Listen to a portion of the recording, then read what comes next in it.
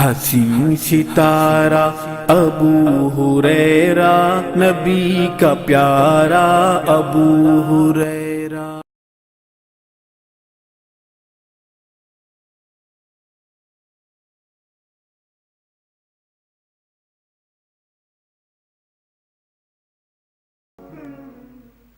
الحمد لله رب العالمين، والصلاة والسلام على أشرف الأنبياء والمرسلين، وعلى آله وأصحابه ومن تبعهم بإحسان إلى يوم الدين. أما بعد، فأعوذ بالله السميع العليم من الشيطان الرجيم، من همزه ونفخه ونفثه. بسم الله الرحمن الرحيم. قال رب اشرح لي صدري ويسر لي أمري واحلل عقدة من لساني يفقه قولي. وقال تبارك وتعالى في موضع آخر: يا أيها الذين آمنوا قوا أنفسكم وأهليكم نارا وقودها الناس والحجارة.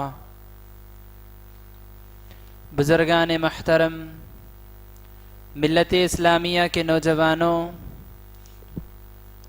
اور میرے عزیز ساتھیوں، ہر قسم کی تعریف و توصیف، کبریائی، بڑائی، بزرگی اس اللہ وحدہ لا شریک کے لیے زیبا و سزاوار ہے، جو اس عظیم الشان کائنات کا اکیلا خالق ہے، اکیلا مالک ہے اور اکیلا رازق ہے، جس نے اس وسیع و عریض کائنات کو ایک مختصر سی مدت میں وجود بخشا، اور اس دن سے لے کر آج تک وہی رب العالمین اس ساری کائنات میں تصرف فرما رہا ہے۔ زندگی دینے والا وہی رب العالمین ہے، موت دینے والا وہی رب العالمین ہے، مرض میں مبتلا کرنے والا وہی رب العالمین ہے، شفا یابی عطا کرنے والا وہی رب العالمین ہے، خیر کا مالک وہی رب العالمین ہے، شر کا مالک وہی رب العالمین ہے، مال میں تندرستی پیدا کرنے والا وہی رب العالمین ہے، اور مال میں خیر اور برکت نازل فرمانے والا وہی رب العالمین ہے، انسان کو پریشانیوں میں گھیر کے آزمانے والا وہی رب العالمین ہے، اور انسان کو پریشانیوں کے بھنور سے نکالنے والا وہی رب العالمین ہے، انسان کو اولاد کی نعمت دے کر آزمانے والا وہی رب العالمین ہے، اور اولاد کی نعمت سے محروم رکھ کر آزمانے والا وہی رب العالمین ہے، اولاد میں بیٹے ہی بیٹے دینے والا وہی رب العالمین ہے، اولاد میں بیٹیاں ہی بیٹیاں دینے والا وہی رب العالمین ہے، اور اولاد میں بیٹے اور بیٹیاں ملا کر دینے والا وہی رب العالمین ہے۔ الغرض، اس کائنات میں جو کچھ ہوا ہے، ہو رہا ہے یا ہو سکتا ہے، وہ اسی رب العالمین کے حکم اور اجازت سے ہے۔ درود و سلام ہو اللہ رب العزت کے تمام انبیاء علیہم السلام پر، جن کو رب العالمین نے انسانوں کی ہدایت اور رہنمائی کے لیے اس دنیا میں مبعوث فرمایا، خصوصاً میرے اور آپ کے آخری نبی جناب محمد الرسول اللہ صلی اللہ علیہ وسلم کی ذات پر، جن کو رب العالمین نے رہتی کائنات تک کے لیے اسوہ اور نمونہ بنا کر دنیا میں بھیجا، آپ پر دین کو مکمل کیا اور یہ آیت نازل فرما دی: الیوم اکملت لکم دینکم واتممت علیکم نعمتی ورضیت لکم الاسلام دینا، کہ آج کے دن ہم نے تم پر دین کو مکمل کر دیا، اپنی نعمت کو تم پر تمام کر دیا، اور اسلام کو بطور دین تم سے راضی کر لیا۔ اب اس کے بعد کسی کو جنت حاصل کرنی ہے، جہنم سے نجات حاصل کرنی ہے، اپنی اصلاح کرنی ہے،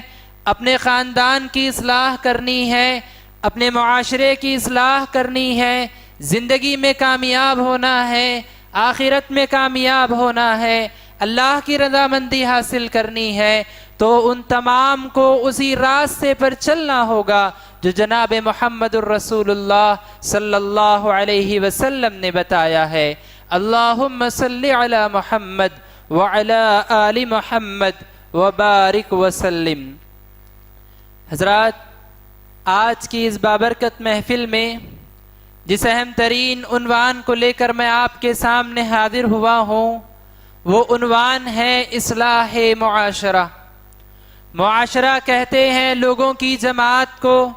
معاشرہ کہتے ہیں لوگوں کے گروپ کو، ایک ایسی جماعت جس میں لوگ ایک دوسرے کے ساتھ مل کر زندگی گزارتے ہیں، اسے کہتے ہیں معاشرہ۔ ایک انسان سے مل کر ایک جماعت بنتی ہے، ایک معاشرہ بنتا ہے۔ تو آج جس عنوان کو لے کر میں آپ کے سامنے حاضر ہوا ہوں وہ یہ ہے کہ معاشرے کی اصلاح کیسے کی جائے، معاشرے کو صالح کیسے بنایا جائے، نیکیوں کو معاشرے میں کیسے عام کیا جائے۔ حضرات، اس عنوان کو سمجھنے اور اس عنوان کے متعلق بات کرنے سے پہلے ہم تمام کے ذہن میں یہ بات صاف ہو جانی چاہیے کہ جس معاشرے میں ہم زندگی گزار رہے ہیں یہ معاشرہ فساد کا شکار ہو چکا ہے۔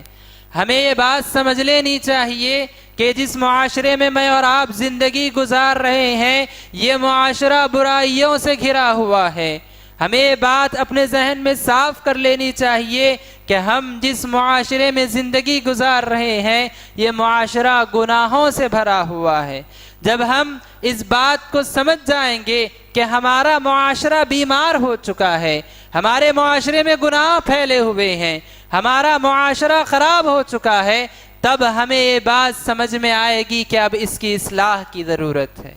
اب اس معاشرے میں نیکیوں کو عام کرنے کی ضرورت ہے، اب اس معاشرے کی بیماریوں کو ختم کرنے کی ضرورت ہے۔ حضرات، ہمارا معاشرہ خراب ہو چکا ہے، اس کی اصلاح کی ضرورت ہے، یہ ہر وہ شخص جانتا ہے جو معاشرے پہ ادنا سی نظر رکھا ہوا ہے، جو دنیا کے حالات کو پڑھتا ہے، دنیا کے حالات کو دیکھ رہا ہے، دنیا کے حالات کو سنتا ہے، وہ اس بات سے بخوبی واقف ہے کہ آج کے معاشرے کو اصلاح کی ضرورت ہے۔ آج معاشرے میں فساد عام ہو چکا ہے۔ آج دیکھیے کہ ہم جس معاشرے میں زندگی گزار رہے ہیں کون سی برائی اس معاشرے میں نہیں ہے۔ ہمارے معاشرے میں شرک عام ہے، شرک مشرکین بھی کر رہے ہیں، شرک مسلمان بھی کر رہے ہیں۔ ہمارے معاشرے میں ظلم عام ہے، ہر کوئی آج مسلمان ہو یا غیر مسلم ظلم کرتا ہوا نظر آ رہا ہے۔ غیر مسلم ہے، مسلمانوں پر ظلم کر رہے ہیں، مسلمان پر ظلم کر رہا ہے، طاقتور کمزور پر ظلم کر رہا ہے، پڑوسی پر ظلم کر رہا ہے، بھائی پر ظلم کر رہا ہے، ہر شخص ظلم کرتا ہوا نظر آ رہا ہے۔ اسی طرح آپ دیکھیے کہ ہمارے معاشرے میں آج شراب عام ہو چکی ہے، ہر شخص، کئی لوگ، اکثریت آج شراب پیتی ہوئی نظر آ رہی ہے اور حکومتوں سے بھی اس کی تائید ہوتی ہوئی نظر آ رہی ہے۔ اور آپ دیکھیے بدکاریاں جو اس سے پہلے ہوتی تھی اب اور اس کی تعداد میں کس قدر اضافہ ہو چکا ہے اور کیسے کیسے سنگین جرائم آج ہمارے سامنے صبح شام ہوتے نظر آ رہے ہیں۔ قتل کی وارداتیں دیکھیے، کیسے کیسے قتل کے واقعے ہم نے سنے، حد تو یہ ہوئی کہ بچوں نے باپ کا قتل کر دیا، بیٹوں نے باپ کا قتل کر دیا، وہ جس کی پیٹ کے نطفے سے پیدا ہوئے تھے اسی باپ کو لوگوں نے قتل کر دیا۔ ہمارا معاشرہ آج اس قدر بیمار ہو چکا ہے، ہمارے معاشرے میں آج اس قدر فساد پھیل چکا ہے اور اس قدر بیماریاں ہمارے معاشرے میں اخلاقی پھیل چکی ہیں کہ جن کی فوراً اصلاح کی ضرورت ہے اور جن کی فوری طور پر اصلاح کرنے کی ہمیں ضرورت ہے۔ حضرات، یہ بات تو اب ہمارے ذہن میں صاف ہو گئی کہ ہم جس معاشرے میں زندگی گزار رہے ہیں یہ برائیوں کا شکار ہو چکا ہے۔ اب آئیے دیکھتے ہیں کہ کیا ایک مومن کو یہ سوچ کر اپنی جگہ خاموش ہو جانا چاہیے کہ معاشرہ تو بیمار ہو چکا ہے، معاشرے میں تو برائیاں عام ہیں، اب میں کیا کروں، میں کیا کر سکتا ہوں۔ جیسے کہ آج عام مسلمانوں کا حال ہے، عوام میں ہم یہ باتیں سنتے ہیں کہ لوگ گھنٹوں گھنٹوں حالات کا تبصرہ کرتے ہیں، گھنٹوں تک حالات کا تبصرہ کرتے ہیں، گھنٹوں تک باتیں کرتے ہیں کہ فلاں مقام پہ یہ ہوا، فلاں قوم ایسے ہی کر رہی ہے، اس شہر میں ایسے ہوا، نیوز چینل میں یہ بتایا جا رہا ہے۔ ان تمام باتوں پر تبصرہ کر کے خلاصہ یہ بنتا ہے کہ ہم کیا کر سکتے ہیں، ہم کمزور ہیں، اور اس کے بعد مجلس ختم ہو جاتی ہے۔ حضرات، اب یہ بات میں آپ کے سامنے رکھنا چاہتا ہوں کہ ایک مومن اپنی زندگی میں کیا اس فساد کو دیکھ کر اپنی جگہ خاموش ہو جائے یا پھر وہ اس کی اصلاح کی کوشش کرے؟ تو یاد رکھیے، اللہ رب العالمین نے اصلاح کو پسند کیا ہے، اللہ رب العالمین نے اصلاح کرنے کا حکم دیا ہے۔ سورہ حجرات میں اللہ رب العالمین نے کہا وَإِن طَائِفَتَانِ مِنَ الْمُؤْمِنِينَ اقْتَتَلُوا فَأَصْلِحُوا بَيْنَهُمَا، اللہ نے کہا کہ اگر مومنوں کی دو جماعتیں ایک دوسرے سے لڑ پڑیں، مومنوں کی دو جماعتیں اگر ایک دوسرے سے لڑ پڑیں، دوسروں کا کیا کام ہے، باقی مسلمانوں کا کیا کام ہے؟ فَأَصْلِحُوا بَيْنَهُمَا، تو تم ان کے درمیان اصلاح کا کام کرو، تو تم ان کے درمیان جوڑ پیدا کرنے کی کوشش کرو، تو تم ان کے درمیان صلح صفائی کرنے کی کوشش کرو۔ اللہ نے اصلاح کرنے کا حکم دیا ہے مسلمانوں کو۔ تو یہ بات صاف ہو گئی کہ ہم مسلمان ذمہ دار ہیں معاشرے کی اصلاح کے، ہمیں چاہیے کہ ہم برائیوں کو ختم کرنے کی کوشش کریں۔ اور حضرات، جب ہم برائیوں کو ختم کرنے کے بارے میں بات کرتے ہیں، معاشرے کی اصلاح کے بارے میں بات کرتے ہیں، تو معاشرے کی اصلاح میں سب سے بنیادی بات یہ ہے کہ معاشرے کی اصلاح انہی اصولوں پہ کی جا سکتی ہے، انہی قاعدوں پہ کی جا سکتی ہے جن قاعدوں پر کہ اللہ کے نبی صلی اللہ علیہ وسلم نے معاشرے کی اصلاح کی تھی۔ اللہ کے نبی صلی اللہ علیہ وسلم نے جن چیزوں کو، جن احکام کو سامنے رکھ کر اپنے معاشرے کی اصلاح کی تھی، انہی احکام پر عمل کر کے ہم معاشرے کی اصلاح کر سکتے ہیں۔ اس کے علاوہ، اس کے بغیر ہم چاہے اپنی اڑی چوٹی کا زور لگا لیں لیکن ہم کبھی معاشرے کی اصلاح نہیں کر سکتے۔ آپ دیکھیے، نبی کریم صلی اللہ علیہ وسلم پر جب اقرا کی وحی نازل ہوئی غار حرا میں، جب اللہ کے نبی پر یہ پیغام آیا اقرأ بسم ربک الذی خلق، اے نبی آپ اپنے رب کے نام سے پڑھیے جس نے پیدا کیا، جب یہ وحی نبی پر نازل ہوئی، اللہ کے نبی ایک مومن تھے، ساری دنیا میں اللہ کے نبی ایک مومن تھے۔ غار حرا میں یہ وحی نازل ہوئی اور اسی عرب معاشرے میں ہر قسم کی برائیاں عام تھی، وہاں ظلم عام تھا، وہاں چوری عام تھی، وہاں سود عام تھا، والدین کی نافرمانی عام تھی، بچیوں کو زندہ درگور کر دینا عام تھا۔ یہ سارے گناہ جو آج بھی شاید ہمارے معاشرے میں نہیں ہے، ایسے تمام گناہ اس معاشرے میں عام تھے۔ جاہلیت گناہ اپنے عروج پر تھے، ایسے مقام پر پہنچ چکے تھے کہ جس مقام پر انسانیت شاید اس سے پہلے کبھی نہیں پہنچی تھی۔ اس قدر ظلم اور اس قدر گناہ اس معاشرے میں پھیل چکے تھے۔ آپ اندازہ لگائیے کہ دو لوگ آپس میں سفر میں نکلے ہیں، ایک ساتھ سفر میں نکلے ہیں، اور سفر میں نکلے درمیان میں ایک ایسا راستہ آیا کہ جس راستے سے ایک ہی انسان جا سکتا ہے، ایک ہی سواری جا سکتی۔ دونوں دوست تھے، دونوں ساتھ میں نکلے تھے، اور جب وہاں پہنچے اس کے بعد ایک کہتا ہے کہ میں پہلے جاؤں گا، دوسرا کہتا ہے نہیں میں پہلے جاؤں گا۔ صرف اتنی سی بات پر جنگ چھڑ جاتی ہے دونوں کے درمیان، دونوں اپنے قبیلوں کو لے آتے ہیں اور یہ جنگ کئی سو سال چلتی ہے، صرف اتنی چھوٹی سی بات پر کہ ہر کوئی چاہتا تھا کہ میں پہلے آگے نکل جاؤں۔ تو یہ معاشرہ ایسا معاشرہ تھا، چھوٹی چھوٹی باتوں پر لڑنا، ایک دوسرے پر ظلم کرنا، شراب پینا، سود خوری کرنا، یہ تمام چیزیں اس معاشرے میں عروج پر پہنچ چکی تھی۔ لیکن نبی کریم صلی اللہ علیہ وسلم پر جب وحی نازل ہوئی، آپ اسلام کو جب لے کر آئے، اس دن کے بعد 23 سال گزرتے ہیں، آپ دیکھیے سیرت پڑھ کر وہ دن تھا اور اس کے بعد 23 سال کے بعد کا دن تھا، یہی معاشرہ جس میں سود عام تھا، جس میں تمام قسم کے گناہ عام تھے، یہ معاشرہ اللہ کے نبی نے بعد میں کہا خیر القرونی قرنی، کہ سب سے بہترین زمانہ میرا زمانہ ہے، سب سے بہترین لوگ میرے زمانے کے لوگ ہیں۔ یہ وہی لوگ تھے جو لوگ کے سود میں تھے، جو لوگ گناہوں میں مبتلا تھے، جو ظلم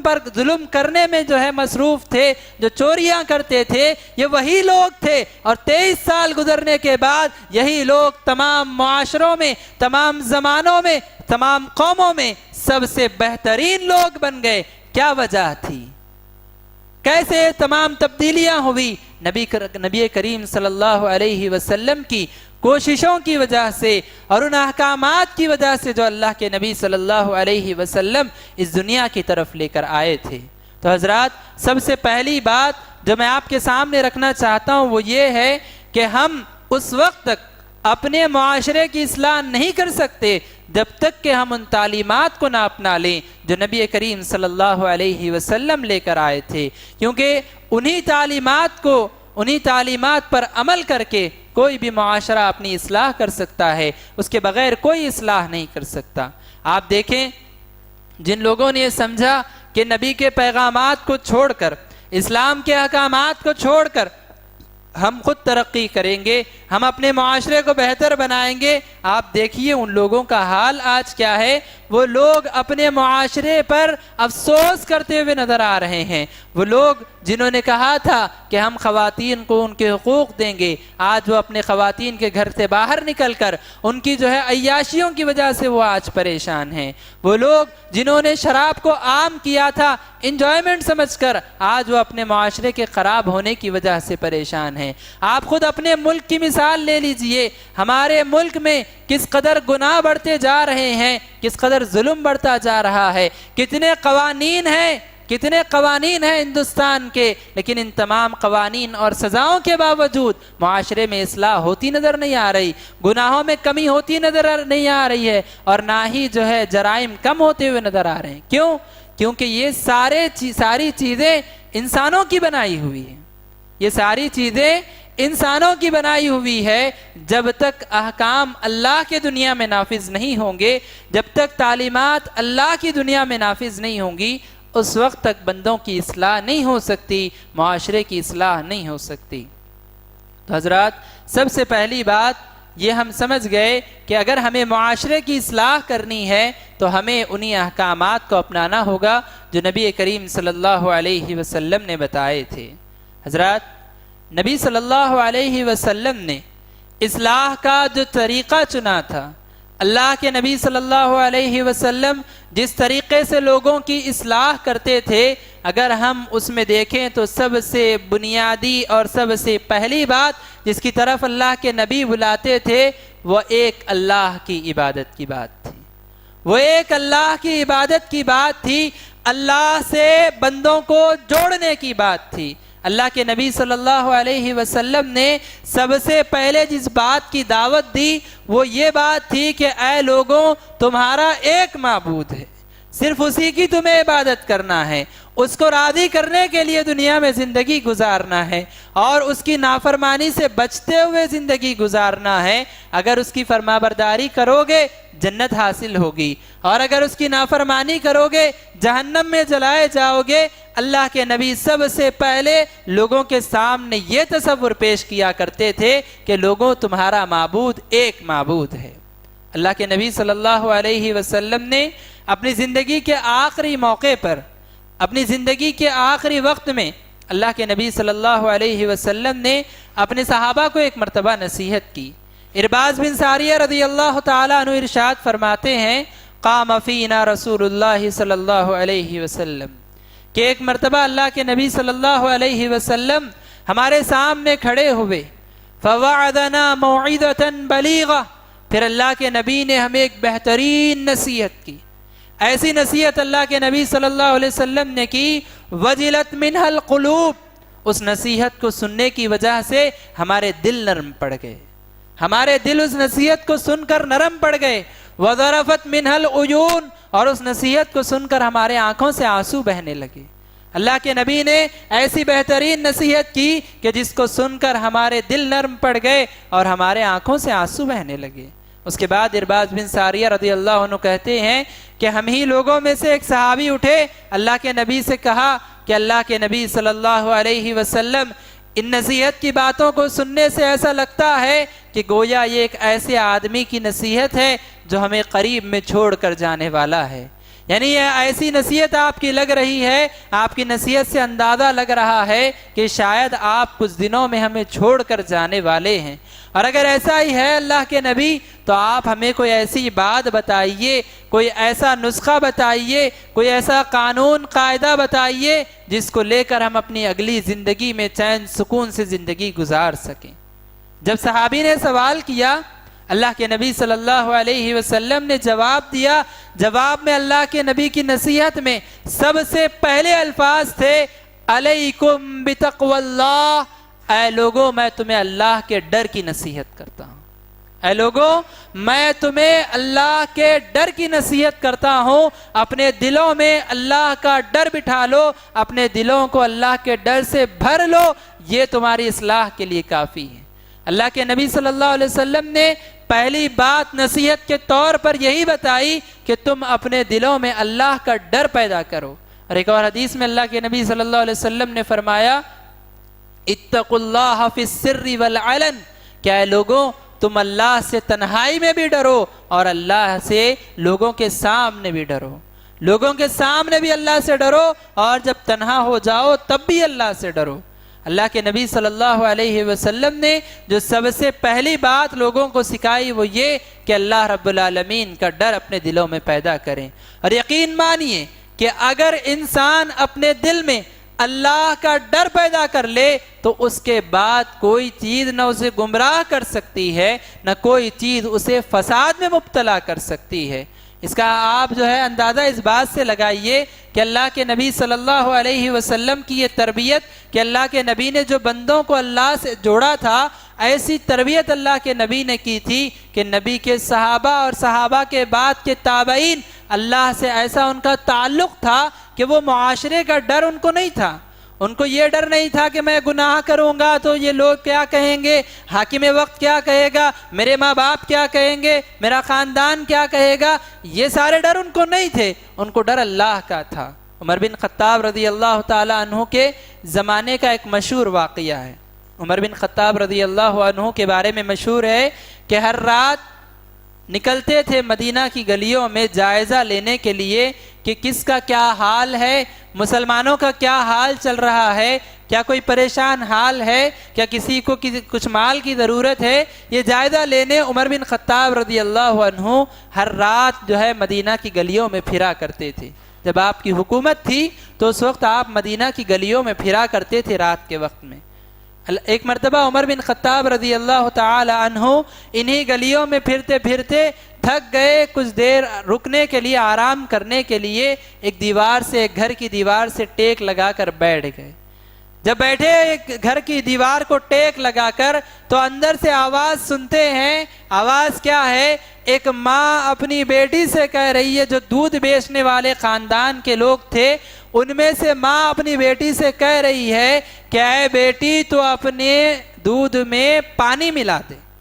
دودھ میں پانی ملا دے، اس سے ہماری تجارت میں نفع ہو جائے گا۔ بیٹی کہتی ہے، ماں کیا تم نے نہیں سنا حاکم وقت عمر بن خطاب رضی اللہ عنہ نے کہا ہے کہ کوئی شخص دودھ میں پانی نہیں ملائے گا، دودھ تو خالص جو ہے بیچے گا، دودھ میں پانی نہیں ملائے گا، کیا تم نے نہیں سنا عمر بن خطاب رضی اللہ عنہ کا اعلان؟ تو ماں نے کہا، بیٹی عمر کہاں تمہیں دیکھ رہے ہیں، یہاں عمر تو نہیں ہے رضی اللہ عنہ، وہ تو تمہیں نہیں دیکھ رہے ہیں، تم دودھ میں پانی ملا سکتے ہو، عمر رضی اللہ عنہ تو تمہیں نہیں دیکھ رہے ہیں۔ آپ جواب سے لگائیے اندازہ کہ کیسا تقویٰ اور کیسا تعلق ان لوگوں کا اللہ سے تھا۔ بیٹی کہتی ہے کہ ماں یقیناً عمر ہمیں نہیں دیکھ رہے ہیں لیکن عمر کا رب تو ہمیں دیکھ رہا ہے، یقیناً عمر تو ہمیں نہیں دیکھ رہے ہیں لیکن عمر کا رب ہمیں ضرور دیکھ رہا ہے۔ ہم اللہ کے سامنے کیا جواب دیں گے؟ عمر رضی اللہ عنہ کی پکڑ سے تو ہم بچ جائیں گے، لیکن اللہ کی پکڑ سے ہم کیسے بچیں گے؟ اللہ رب العالمین کے قانون کی مخالفت کر کے اللہ کی سزاؤں سے ہم کیسے بچیں گے؟ یہ تقوی اگر لوگوں میں پیدا ہو جائے تو یاد رکھیے، نہ کیمرے کی ضرورت ہوگی، نہ قانون کی ضرورت ہوگی، نہ کسی سزا کی ضرورت ہوگی۔ لوگ خود اللہ سے تعلق جوڑنے کے بعد اللہ سے ڈرنے لگیں گے۔ آج ماں باپ اپنی اولاد کے فون دیکھتے ہیں اور فون دیکھ کر ان کو یہ فکر ہے کہ میرا بچہ فون میں کیا استعمال کر رہا ہے، اور بچہ ہے کہ اپنے فون کی ہسٹری جو ہے وہ ڈیلیٹ کر دیتا ہے۔ ماں باپ سے بچتا ہے، گناہ کر رہا ہے، اس کا ڈر کیا ہے کہ ماں باپ کو میرا گناہ نہ پتہ چلے، اسی لیے وہ ماں باپ سے چھپا کر گناہ کرتا ہے۔ مجرم، چور اور اسی طرح ڈکیتی کرنے والے لوگ حکومت کے ڈر سے، حکومت سے چھپا کے گناہ کرتے ہیں اور وہ اپنے گناہ میں کامیاب ہو کر نکل جاتے ہیں۔ اسی طرح عہدیداران حکومت سے بچا کر گناہ اور خیانت کے کام کر رہے ہیں، اپنی تجوریاں بھر رہے ہیں۔ یہ سارے گناہ کیوں ہو رہے ہیں؟ اس لیے کہ انسان کے دل میں انسان کا ڈر ہے اور انسان کی نگاہوں سے بچ کر گناہ کرنا چاہتا ہے۔ اگر انسان کے دل میں یہ بات پیدا ہو جائے کہ اللہ مجھے دیکھ رہا ہے اور اللہ کی پکڑ سے میں کبھی نہیں بچ سکتا، اللہ کا ڈر اگر انسان کے دل میں پیدا ہو جائے تو یقین مانیے معاشرے کی اصلاح بڑی آسانی سے ہو جائے گی۔ عہدیداران، ذمہ داران اپنی ذمہ داری کا احساس کر کے اپنی ذمہ داری کو صحیح طور پر نبھائیں گے۔ ماں باپ اللہ رب العالمین کے ڈر کی وجہ سے اپنی اولاد کی صحیح تربیت کریں گے۔ اساتذہ اللہ کے ڈر کی وجہ سے اپنے طلباء کی صحیح تربیت کریں گے، اور اسی طرح معاشرے کا ہر فرد اپنی ذمہ داری کو صحیح طور پر نبھانے کی کوشش کرے گا، اور ہر شخص اپنی تنہائی میں بھی گناہوں سے بچنے کی کوشش کرے گا، کیونکہ وہ اب سمجھ چکا ہے کہ میرے اوپر اللہ رب العالمین نگران ہے، وہ مجھے ہر وقت دیکھ رہا ہے، ہر چیز سے وہ واقف ہے، میں اس کی نگاہوں سے کبھی نہیں بچ سکتا۔ تو حضرات، سب سے پہلی بات جو معاشرے کی اصلاح کے لیے ضروری ہے وہ یہ ہے کہ لوگوں کے دلوں میں اللہ رب العالمین کا ڈر پیدا کیا جائے، لوگوں کے دلوں میں اللہ کا تقوی پیدا کیا جائے۔ اب دیکھیے، یہی عمر بن خطاب رضی اللہ تعالی عنہ ہیں۔ ان کے بارے میں ایک اور مشہور واقعہ آتا ہے کہ ان کے دور خلافت میں ایک مرتبہ عثمان بن عفان رضی اللہ تعالی عنہ اپنے گھر کے سائے میں ٹھہرے ہوئے تھے۔ دوپہر کا وقت تھا، چلچلاتی دھوپ تھی، اور ریگستان کی دھوپ اور وہاں کی گرمی کی شدت، اس کا اندازہ ریگستان میں زندگی گزارنے والے ہی لگا سکتے ہیں۔ اتنی اس شدت کی دھوپ میں کوئی شخص اپنے گھر سے باہر نہیں نکلتا۔ دوپہر کے وقت میں وہاں آج بھی چھٹی ہوتی ہے، کیونکہ کوئی اس دھوپ کو برداشت نہیں کر سکتا۔ انسان اگر اس دھوپ میں نکل جائے تو بیمار ہو جائے گا، ایسی وہاں کی دھوپ ہوتی ہے۔ تو ایک مرتبہ عثمان بن عفان رضی اللہ تعالی عنہ اپنے گھر کے سائے میں ٹھہرے ہوئے تھے کہ اگر کوئی مسافر جا رہا ہے، راستے سے گزر رہا ہے، تو اس کی مہمان نوازی کریں گے، اس کو بلا کر اپنے پاس جگہ دیں گے، اس کو سایہ دیں گے۔ اس غرض سے عثمان بن عفان رضی اللہ عنہ اپنے گھر کے سائے میں ٹھہرے ہوئے تھے۔ اچانک کیا دیکھتے ہیں؟ دیکھتے یہ ہیں کہ ایک شخص ہے جو پریشان حال گھوم رہا ہے۔ دیکھتے ہیں کہ ایک شخص پریشان یہاں سے وہاں دوڑ رہا ہے۔ اندازہ لگاتے ہیں کہ کون ہے۔ غور سے جب دیکھتے ہیں تو پتہ چلتا ہے کہ یہ خلیفۃ المؤمنین، امیر المؤمنین عمر بن خطاب رضی اللہ عنہ۔ پکار کے آواز دیتے ہیں کہ اے عمر، ادھر آ جاؤ، میرے طرف آؤ۔ عمر رضی اللہ عنہ آتے ہیں۔ سوال کرتے ہیں عثمان رضی اللہ عنہ کہ عمر بتائیے کیا بات ہے کہ اس چلچلاتی دھوپ میں آپ پریشان حال یہاں سے وہاں گھوم رہے ہیں، کیا بات ہے، کیا مسئلہ ہے، بتائیے، ہم حل کریں گے۔ عمر بن خطاب رضی اللہ عنہ کہتے ہیں کہ بیت المال کی 2 اونٹنیاں اپنی نکیل جو ہے چھڑا کر بھاگ گئی ہیں، انہی اونٹنیوں کو تلاش کرنے کے لیے میں نکلا ہوں۔ عثمان بن عفان رضی اللہ عنہ کہتے ہیں کہ امیر المؤمنین، آپ آرام کیجئے، آپ سائے میں آ جائیے، میں اپنے غلام کو بھیجتا ہوں، وہ جائے گا اور اونٹنیوں کو تلاش کر کے لے آئے گا، آپ یہاں آ جائیے، آپ یہاں آرام کیجئے، تھوڑی دیر سائے میں آ جائیے۔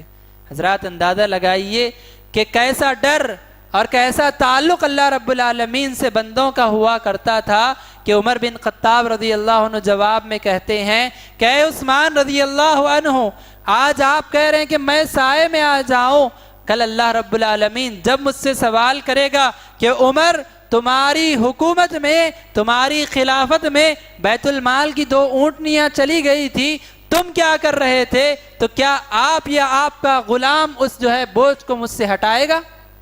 مجھے اللہ کے سامنے جواب دینا ہے، اسی لیے میں اس کی تیاری کر رہا ہوں اور مجھے اس کی فکر ہے اور مجھے ہی اس کو تلاش کرنا ہے۔ یہ کہتے ہوئے عمر بن خطاب رضی اللہ عنہ پھر اس چلچلاتی دھوپ میں واپس نکل گئے کہ مجھے اپنی ذمہ داری کو ادا کرنا ہے۔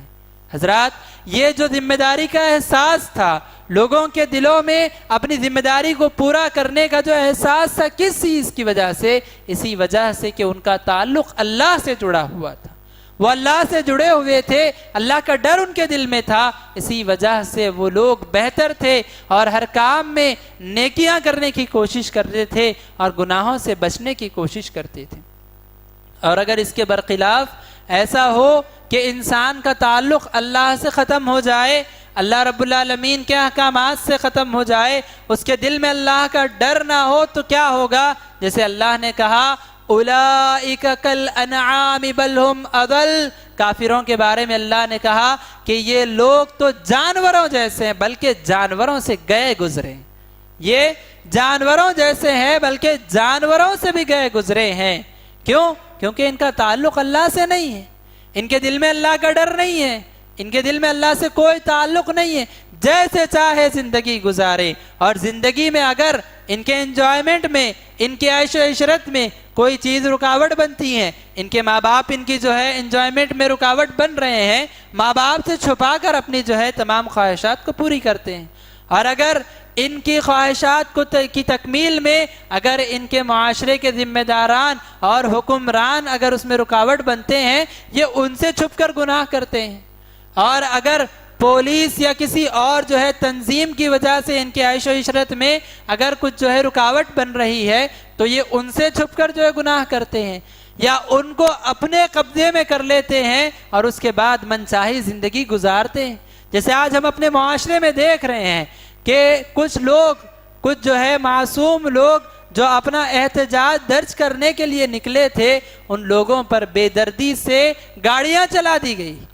ان لوگوں پر بے دردی سے گاڑیاں چلائی گئی۔ آپ اس واقعے کو اپنے ذہن میں لا کر یہ سوچئے کیوں ہوا اس لیے کہ ان کا تعلق اللہ سے نہیں جڑا ہوا ہے۔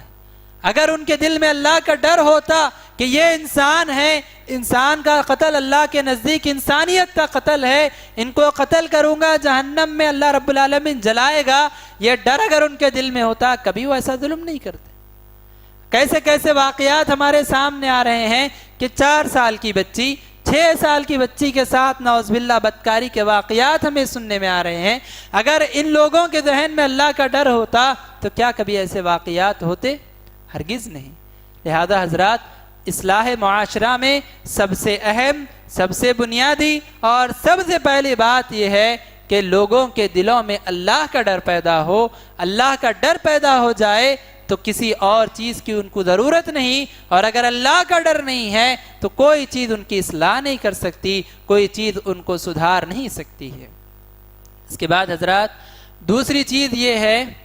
کہ معاشرے میں علم کو عام کیا جائے۔ اگر ہم اپنے معاشرے کی اصلاح چاہتے ہیں، اگر ہم چاہتے ہیں کہ ہر طرف نیکی کا ماحول ہو، ہر طرف گناہوں سے بچنے کا ماحول ہو، ہر طرف اللہ کے فرما بردار بندے ہوں، تو ہمیں چاہیے کہ ہم علم کو عام کریں۔ اس لیے کہ اللہ کے نبی صلی اللہ علیہ وسلم نے جب بتایا کہ قیامت سے پہلے گناہ عام ہوں گے، تو اللہ کے نبی صلی اللہ علیہ وسلم نے حدیث میں فرمایا، صحیح بخاری کی حدیث اللہ کے نبی فرماتے ہیں، ان من اشراط الساعۃ ان یرفع العلم، کہ قیامت کی نشانیوں میں سے یہ نشانی ہے کہ علم کو اٹھا لیا جائے گا، وَيُثْبَتَ الْجَهْلُ، اور جہالت عام ہو جائے گی، جہالت پھیل جائے گی۔ اس کے بعد اللہ کے نبی صلی اللہ علیہ وسلم نے فرمایا، وَيُشْرَبُ الْخَمَرُ، اور شراب پی جائے گی، وَيَظْهَرُ الزِّنَا، اور زنا عام ہو جائے گا، بدکاریاں عام ہو جائیں گی۔ اس حدیث میں اللہ کے نبی صلی اللہ علیہ وسلم نے جو ترتیب بتائی یہ ترتیب قابل غور ہے کہ اللہ کے نبی صلی اللہ علیہ وسلم نے پہلی بات یہ بتائی کہ پہلے علم اٹھا لیا جائے گا، پہلے جہالت عام ہوگی، اس کے بعد شراب پی جائے گی، اس کے بعد بدکاری ہوگی، اس کے بعد گناہ کے کام۔ جب تک علم ہوگا معاشرے میں، جب تک جہالت نہیں ہوگی معاشرے میں، جب تک لوگ اسلام کی تعلیمات کو جاننے والے ہوں گے، جب تک لوگ دین کی تعلیم جاننے والے ہوں گے، اس وقت تک یہ تمام چیزیں نہیں ہوں گی۔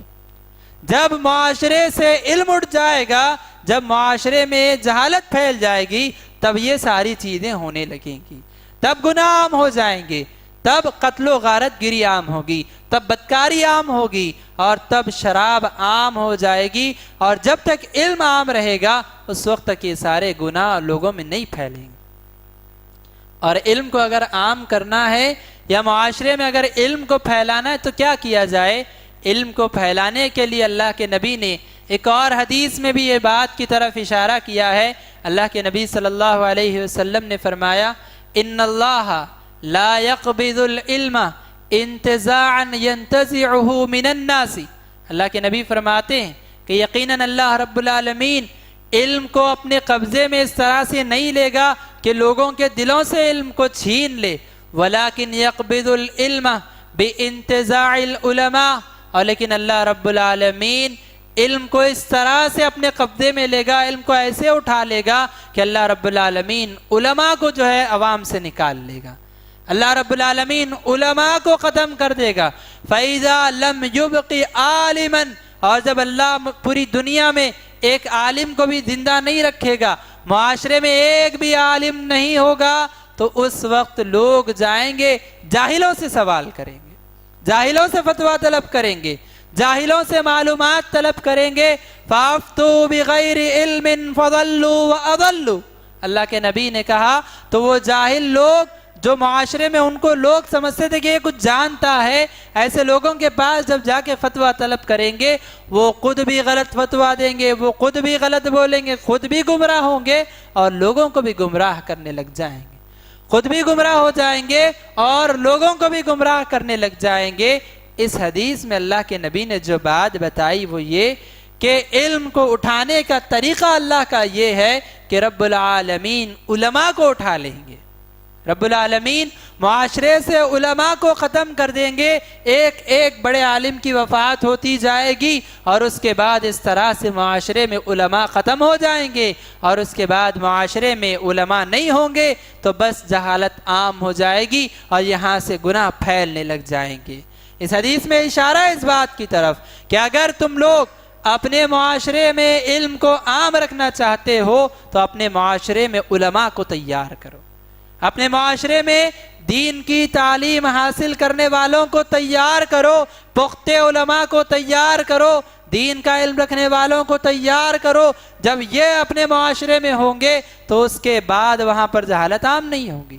جب علماء معاشرے میں ہوں گے تب جو ہے عوام میں جہالت عام نہیں ہوگی، علماء کے پاس مسائل آئیں گے، علماء لوگوں کی اصلاح کریں گے تو وہاں پر جو ہے فساد نہیں ہوگا بلکہ وہاں سے اصلاح کا کام ہوگا۔ تو حضرات دوسری بات اور دوسرا پیغام جو اصلاح معاشرہ کے معاملے میں آپ کے سامنے رکھنا چاہتا ہوں وہ یہ ہے کہ اپنے معاشرے میں علماء کو عام کیجئے، اپنے بچوں کو دین کی تعلیم دیجئے، اپنے بچوں کو حافظ قرآن بنائیے، اپنے بچوں کو عالم بنائیے، اپنے بچوں کو فاضل بنائیے، اپنے بچوں کو دین کا محقق اور دین کا بہترین عالم بنائیے کہ اگر معاشرے میں نئے نئے فتنے، نئی نئی بدعتیں آئے تو وہ اس کا مقابلہ کر سکے، وہ اسلامی تعلیمات کو صحیح طور پہ اس کے سامنے پیش کر کے ان فتنوں کو ختم کر سکے۔ ایسا اپنی جو ہے اولاد کو بنانے کی کوشش کیجیے۔ امام احمد بن حنبل رحمہ اللہ کے زمانے میں ایک ایسا فتنہ شروع ہوا تھا جو فتنہ کہ جس کو فتنہ خلق قرآن کہا جاتا ہے،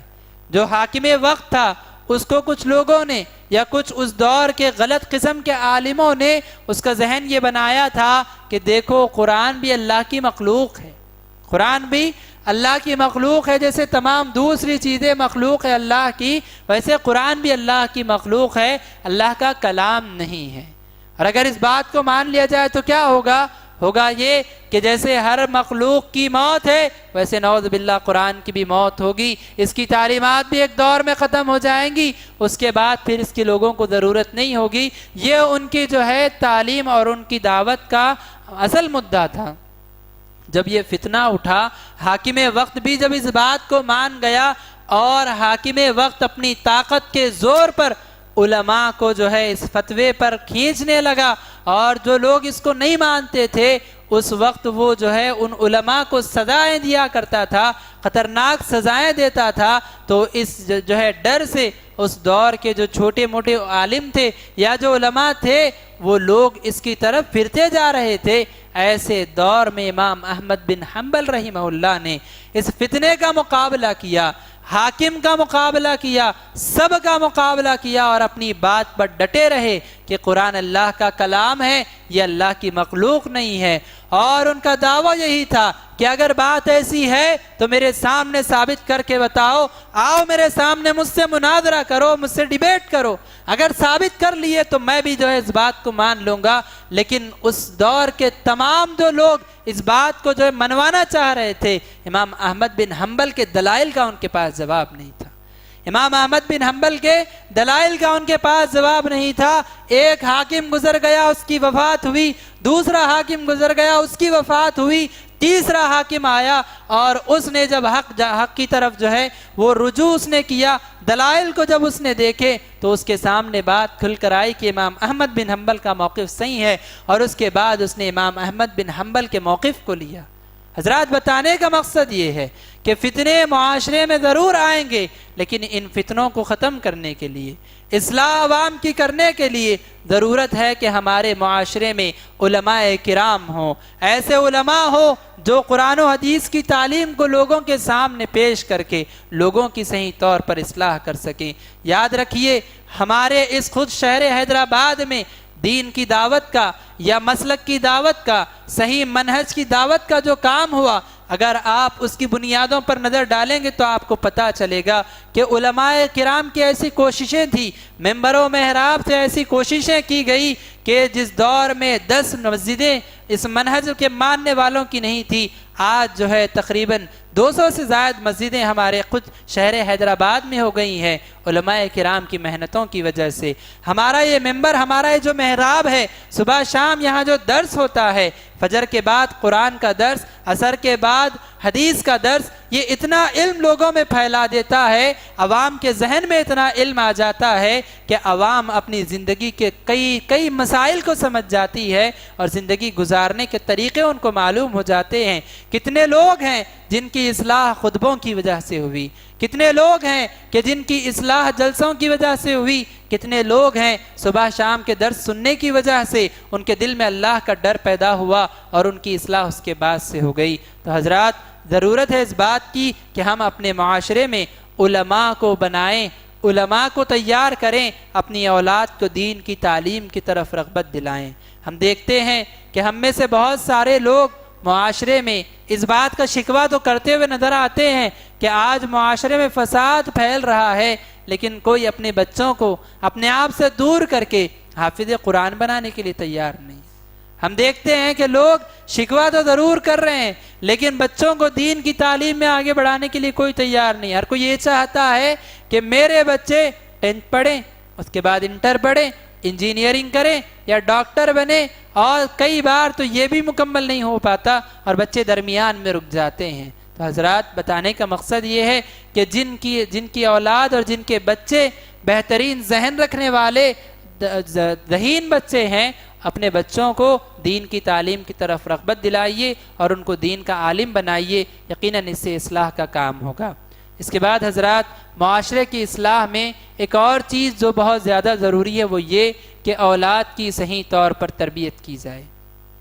اولاد کی اچھی تربیت کی جائے۔ اگر اولاد کی صحیح تربیت کی جائے گی تو یہی بچے کل کے معاشرہ بن جائیں گے۔ جیسے کہا جاتا ہے ٹوڈیز چلڈرنس ٹماروز سٹیزنس، آج کے بچے کل کے بڑے ہیں، آج کے بچے کل کے شہری ہیں۔ یہ بچے اگر آپ ان کی صحیح تربیت کریں گے، ان کے دل میں صحیح ایمان آپ اگر پیوست کریں گے، کل یہ بچے مومن معاشرہ بن کر آپ کے سامنے نظر آئیں گے۔ ہم بگڑے ہوئے لوگوں کو دیکھ کر افسوس تو کرتے ہیں، لیکن جن کی اصلاح ہمیں کرنا ہے، جن کو سدھارنا ہے، جن کی تربیت کرنا ہے، جن کے سامنے ابھی آپشن ہے کہ ان کو اچھا بنایا جا سکتا ہے، ہم ان کی اصلاح کی فکر نہیں کرتے۔ اللہ کے نبی صلی اللہ علیہ وسلم نے فرمایا الا کلکم راع وکلکم مسئول عن رعیتہ، لوگوں سن لو کہ تم میں کا ہر شخص ذمہ دار ہے اور ہر شخص کو اس کی ذمہ داری کے بارے میں پوچھا جائے گا۔ ہر شخص ذمہ دار ہے اور ہر کسی کو اس کی ذمہ داری کے بارے میں پوچھا جائے گا۔ اس کے بعد اللہ کے نبی صلی اللہ علیہ وسلم نے فرمایا الرجل راع علی اہل بیتہ وہو مسئول عنہم، کہ آدمی اپنے گھر کے لوگوں کے بارے میں ذمہ دار ہے۔ آدمی اپنے گھر کے لوگوں کے بارے میں ذمہ دار ہے، اسے اس کے گھر کے لوگوں کے بارے میں پوچھا جائے گا کہ تمہاری اولاد نماز نہیں پڑھتی تھی، تم نے کیا ان کی اصلاح کی؟ تمہاری اولاد بڑی ہو گئی، 10th اس نے پڑھ لیا، اس کو قرآن پڑھنے نہیں آتا تھا، کیا تم نے اس کو قرآن پڑھنا سکھایا؟ تمہارا بچہ دائیں ہاتھ سے، اپنے لیفٹ ہینڈ سے اپنے بائیں ہاتھ سے پانی پیتا ہے، تم اسے دیکھتے ہو، تم خاموش رہتے ہو، تم نے کیا اصلاح کی اپنے بچے کی؟ آپ کا بیٹا اپنے ٹخنوں کے نیچے کپڑا پہنتا ہے، آپ نے اپنے بچے کی کیا اصلاح کی؟ آپ کی بیٹی، اس پر پردہ کرنا واجب ہے لیکن وہ پردہ نہیں کرتی، آپ نے اپنے بچے کی اصلاح نہیں کی۔ آپ اپنے معاشرے پر نظر ڈالیں اور اس سے پہلے اپنے گھر پر نظر ڈالیں کہ جن لوگوں کا مجھے ذمہ دار بنایا گیا ہے، میں کہاں تک ان کی اصلاح کر رہا ہوں، میں کہاں تک ان کے اندر دین کو عام کر رہا ہوں۔ لوگ اپنے گھر سے باہر نکل کر ہوٹلوں میں بیٹھ کر اصلاح معاشرہ کی بات کرتے ہیں، لیکن اپنے گھر میں خود اصلاح کرنے کی فکر ان کو نہیں ہوتی۔ گھر میں صرف جمعہ کی نماز پڑھی جاتی ہے،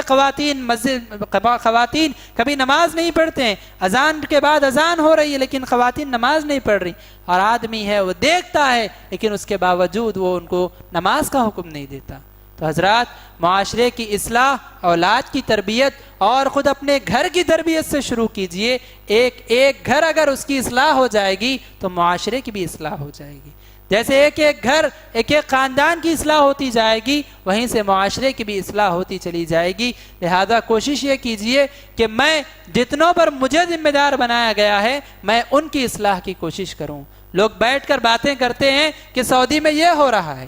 سعودی میں ایسا ہو گیا، وہاں کے حکمران کو ایسا کرنے کی کیا ضرورت تھی، وہ وہاں پر یہ شروع کیا جا رہا ہے۔ یہ ساری باتوں سے آپ کا کیا تعلق ہے؟ کیا اللہ رب العالمین آپ سے پوچھے گا کہ آپ نے اس کے معاملے میں کیوں بات نہیں کی؟ ہرگز آپ سے اللہ نہیں پوچھے گا، اور نہ ہی آپ اپنی باتیں کر کے وہاں کچھ جو ہے اصلاح کر سکتے ہیں۔ آپ کر یہ سکتے ہیں کہ اپنے گھر میں اپنی اولاد کو نیکی کا حکم دے سکتے ہیں، ان کو بیٹھ کر پانی پینے کا حکم آپ دے سکتے ہیں، 3 گھونٹ میں پانی پینے کا حکم آپ ان کو دے سکتے ہیں، آپ ان کو اللہ کا ڈر اپنے دلوں میں بٹھانے کی تعلیم آپ ان کو دے سکتے ہیں، بڑوں کا احترام اور سے شفقت کرنے کی تعلیم آپ اپنی اولاد کو دے سکتے ہیں۔ تو اپنی اولاد کی تربیت کرنے کی کوشش کیجئے اور اپنی اولاد کی اصلاح کرنے کی کوشش کیجئے، یہ بھی معاشرے کی اصلاح میں ایک اہم ترین چیز ہے۔ اللہ رب العالمین نے سورہ بقرہ میں کہا یا ایھا الذین آمنوا قوا انفسکم واہلیکم نارا، کہ اے لوگوں، اے ایمان والوں، تم اپنے آپ کو جہنم کی آگ سے بچاؤ اور اپنی اولاد کو جہنم کی آگ سے بچاؤ۔ اپنے آپ کو جہنم کی آگ سے بچاؤ اور اپنی اولاد کو جہنم کی آگ سے بچاؤ۔ اللہ رب العالمین نے یہاں اس بات کی تعلیم دی ہے کہ تم اپنی فکر کرو، ساتھ میں اپنی اولاد کی فکر کرو، کہ اولاد کی فکر کرنا تمہارے اوپر ضروری ہے، اور اولاد کی فکر اور اس کی ذمہ داری تمہارے اوپر ہے، اس کے بارے میں تم سے پوچھا جائے گا، اور اگر تم نے یہ ذمہ داری ادا نہیں کی، کل قیامت کے دن اللہ کے سامنے تمہیں جواب دینا ہوگا۔ ہم میں سے جو لوگ والدین ہیں وہ آج بیٹھ کر غور سے سوچیں کہ کتنی میں نے اپنی اولاد کی تربیت کی ہے، کہاں تک میرا بچہ مسلمان بنا ہے، کتنی وہ نمازوں کی پابندی کر رہا ہے، اگر وہ نمازوں کا پابند ہے، دین کے احکامات پر عمل کر رہا ہے، اگر اس کی اصلاح ہوئی ہے تو آپ اپنی تربیت میں کامیاب ہیں، اور اگر ایسا نہیں ہوا تو یاد رکھیے آپ اپنی اصلاح میں، معاشرے میں آپ نے جو اصلاح کرنی تھی آپ نے اس کا حق ادا نہیں کیا۔ اس کے بعد حضرات، تیسری اہم چیز یہ ہے معاشرے کی اصلاح میں کہ ہر فرد اپنی اصلاح کی پہلے فکر کرے۔ ہر فرد کو چاہیے کہ پہلے وہ اپنی اصلاح کی فکر کرے، وہ اسلامی تعلیمات کو اپنے اوپر نافذ کرنے کی کوشش کرے، دیکھے کہ کیا اسلامی تعلیمات کیا کام کرنے کے بتائے جا رہے ہیں، وہ ان کاموں کو کرنے کی کوشش کرے، اور کون سی باتیں ہیں جن سے رکنے کا حکم دیا جا رہا ہے، انسان ان باتوں سے رکنے کی کوشش کرے۔ اس لیے کہ یقیناً انسان خود ایک دنیا ہے، ہر انسان ایک دنیا ہے، وہ خود اپنے آپ میں ایک بڑی دنیا، ایک مرکز ہے، وہ اس کی زندگی میں اس کی ذات میں کئی قسم کی خواہشات ہوتی ہیں۔ انسان کے جو ہے دل میں، کسی کے دل میں مال کی محبت ہے، کسی کے دل میں عہدے کی محبت ہے، کسی کے دل میں لوگوں میں شہرت کی محبت ہے، کسی کے دل میں بڑا بنگلہ بنانے کی محبت ہے، کسی کے دل میں لوگوں میں اپنے آپ کو اونچا رکھنے کی جو ہے محبت ہے، کوئی ظلم کرنے کا عادی ہو گیا ہے، کسی کی جو ہے تجارت ایسی ہے کہ جو حرام تجارت ہے۔ اس طرح سے انسان کی خود اکیلی زندگی ایک دنیا ہے، تو اسے چاہیے کہ وہ اپنی زندگی کے ایک ایک معاملے کو اپنے سامنے لائے اور دیکھے کہ میرے زندگی کے معاملات میں کہاں تک اصلاح ہوئی ہے۔ وہ دیکھے کہ صبح شام کے میرے معمول میں 5 نمازوں کا وقت میں نے مقرر کیا ہے یا نہیں کیا ہے، میں نے اپنی صبح سے لے کر شام تک کے معاملات میں جو میں زندگی گزار رہا ہوں ہر روز، میرے ایک دن میں نے 5 نمازوں کا وقت مقرر کیا ہے یا نہیں کیا ہے، میں نے مسجدوں کو مقرر کیا ہے یا نہیں کیا ہے کہ میں فجر کی نماز اس مسجد میں پڑھوں گا، یہ مسجد میرے گھر سے قریب ہے، میں ظہر میں وہاں رہتا ہوں، میرا کالج وہاں ہے، اس سے قریب یہ مسجد ہے، میں وہاں اپنی ظہر کی نماز پڑھوں گا، میرا کام وہاں ہے، میرا بزنس وہاں ہے، تجارت وہاں کرتا ہوں، عصر کی نماز وہاں پڑھوں گا، گھر واپس لوٹ جاتا ہوں مغرب میں، مغرب کی نماز یہاں پڑھوں گا، عشاء کی نماز وہاں پڑھوں گا۔ کیا ہم نے شیڈول بنایا ہے؟ ہر شخص کو اپنے آپ میں اپنی اصلاح کی فکر کرتے ہوئے دیکھنا چاہیے کہ کیا میں نے اپنی اصلاح کی ہے، اور میری زندگی میں جو معاملات میں کرتا جا رہا ہوں اس کی کہاں تک اصلاح ہوتی جا رہی ہے۔ ہر انسان غور کرے، اگر وہ اولاد ہے تو کیا میں نے اپنے ماں باپ کا حق ادا کیا ہے؟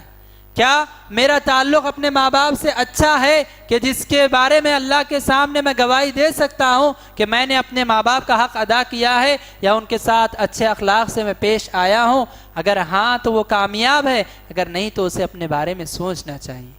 ماں باپ کو اپنی اولاد کے بارے میں سوچنا چاہیے کہ ہم نے اولاد کا حق ادا کیا ہے یا نہیں کیا ہے، ان کے درمیان ہم انصاف کر رہے ہیں یا نہیں کر رہے ہیں۔ ہر شخص کو اپنی زندگی کے معاملات کو ایک ایک کر کے دیکھنا چاہیے کہ کہاں تک میں سدھرا ہوں، کہاں تک میری اصلاح ہوئی ہے۔ قرآن مجھے پڑھنے آتا ہے یا نہیں پڑھنے آتا؟ میں قرآن اپنے آپ سے پڑھ سکتا ہوں، عربی میں تجوید سے قرآن پڑھ سکتا ہوں یا نہیں پڑھ سکتا ہوں؟ انسان کو بیٹھ کے غور کرنا چاہیے۔ اگر قرآن پڑھنے آتی ہے تو میں نے کتنی مرتبہ قرآن ختم کیا ہے، یا مہینے میں کتنی بار میں قرآن کو ختم کرتا ہوں، یا کتنے دنوں میں میرا ایک قرآن ختم ہو رہا ہے، دن میں کتنا قرآن میں پڑھ رہا ہوں، اور قرآن کو ترجمے سے کتنے بار میں نے پڑھا ہے، انبیاء کے جو واقعات قرآن میں آئے کیا میں نے پورے واقعات پڑھ لیے؟ ان تمام باتوں پر انسان انفرادی طور پر غور کرے کہ میری زندگی کے یہ معاملات ہیں، ان میں سے کتنوں میں میری اصلاح ہوئی ہے اور کتنوں میں مزید اصلاح کی ضرورت ہے۔ ایک ایک چیز کو لے کر آدمی اس کی اصلاح کرنے کی کوشش کرے اور اس کی تربیت کرنے کی کوشش کرے، کیونکہ یاد رکھیے اللہ رب العالمین نے فرمایا ان النفس لامارۃ بالسوء، کہ انسان کا نفس اسے گناہوں کا حکم دینے والا ہے، انسان کا نفس اسے گناہوں کا حکم دیتا ہے۔ گناہ کی محبت انسان کے دل میں پیوست کر دی گئی ہے۔ اللہ انسان کو آزمانا چاہتا ہے، اس کے دل میں اللہ نے گناہ کی محبت رکھی ہے۔ گناہ کی محبت جس اللہ نے رکھی، اس نے یہ بھی فرما دیا قد افلح من تزکا، جس نے اپنے آپ کو گناہوں سے پاک کیا وہ کامیاب ہو گیا، جس نے اپنے آپ کو گناہوں سے پاک کیا وہ کامیاب ہو گیا۔ جس رب نے گناہوں کی محبت دل میں رکھی ہے، اسی نے یہ بات کہی کہ میں تمہیں آزمانے کے لیے تمہارے دل میں نے گناہ کی محبت رکھی ہے، اب تمہاری ذمہ داری ہے کہ تم مجھ سے پاک ہو جاؤ، تم ان گناہوں سے پاک ہو کر میرے سامنے آؤ۔ تو حضرات، ہم میں سے ہر کسی کو چاہیے کہ ہم اپنی اصلاح کی کوشش کریں، اور اپنی اصلاح کے لیے جیسے اس سے پہلے بھی میں نے یہ بات بتائی ہے کہ ہمیں کم سے کم، اور جو ہے ہم صرف اگر اپنا موبائل فون اٹھا کر دیکھ لیں تو ہمیں پتہ چل جائے گا کہ آج ہماری زندگی کا کیا حال ہے. ہم اپنے فون کا کیسا استعمال کر رہے ہیں, ہم کن لوگوں سے ہمارے تعلقات واٹس ایپ پہ ہے, اچھے گروپ ہیں, اچھے لوگوں سے, دیندار لوگوں سے ہمارے تعلقات ہیں, دین کی باتیں ہم لوگوں تک پہنچا رہے ہیں, یا شر کی باتیں, میوزک ہم لوگوں تک پہنچا رہے ہیں, گانے ہم لوگوں تک پہنچا رہے ہیں, یا نیکی کے کام ہم لوگوں تک فارورڈ کر رہے ہیں. یہ ساری چیزیں اگر ہم ایک ایک چیز اپنی زندگی کی ایک ایک حرکت پر اگر ہم غور کر کے اس کی اصلاح کر لیں تو یقین جانیے کہ ہم کامیاب ہو جائیں گے. اور اس طرح سے ایک ایک آدمی اگر اپنے گناہ کو ختم کرے گا تو یقیناً سارا معاشرہ کامیاب ہو جائے گا. دوسروں کی فکر کرنے سے پہلے ہم اپنی فکر کرنے کی کوشش کریں کہ میں کس حد تک کامیاب ہوا ہوں, میں کس حد تک نیکی کے اعمال کر رہا ہوں. عمر بن خطاب رضی اللہ عنہ کے بارے میں یہ بات بتائی جاتی ہے, ان سے پوچھا گیا کہ بتائیے آپ نے قرآن کتنا یاد کیا؟ انہوں نے کہا میں نے سورہ بقرہ 10 سال میں یاد کی. انہوں نے کہا کہ میں نے سورہ بقرہ کو 10 سال میں یاد کیا. اور یاد رکھیے کہ سورہ بقرہ تقریباً 2.5 سے 3 پارے کی سورت ہے. اس سورہ کے بارے میں عمر بن خطاب رضی اللہ عنہ جو عربی سے واقف تھے, بڑے ذہین تھے, وہ صحابی کہتے ہیں کہ میں نے اس سورت کو یاد کرنے میں مجھے 10 سال لگ گئے. جب ان سے پوچھا گیا کہ اتنی بڑی مدت کیوں لگ گئی, اتنا لمبا عرصہ 10 سال تک آپ کو کیوں جو ہے یہ سورت یاد کرنے میں وقت لگ گیا, تو انہوں نے کہا کہ میں اس سورت کی ایک ایک آیت کو پڑھتا اور اس وقت تک دوسری آیت کی طرف نہیں جاتا جب تک کہ اس پر میں عمل نہ کر لیتا.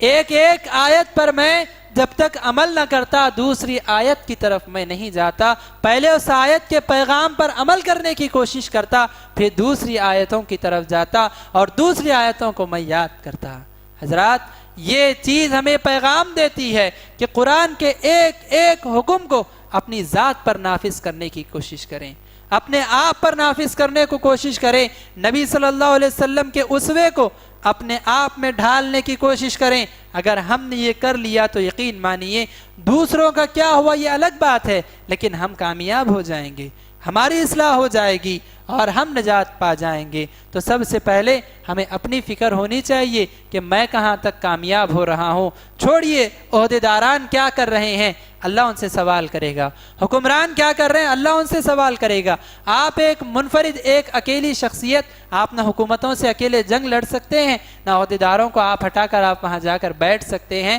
آپ کر یہ سکتے ہیں کہ اپنی زندگی کے معاملات کو آپ اس کی اصلاح کر سکتے ہیں. لہذا اپنی ایک ایک حرکت کو, اپنا ہاتھ جب آپ اٹھائیں تو یہ سوچ کر اٹھائیں کہ یہ میرا کام جو میں کرنے جا رہا ہوں یہ نیکی کا کام ہے یا نہیں ہے.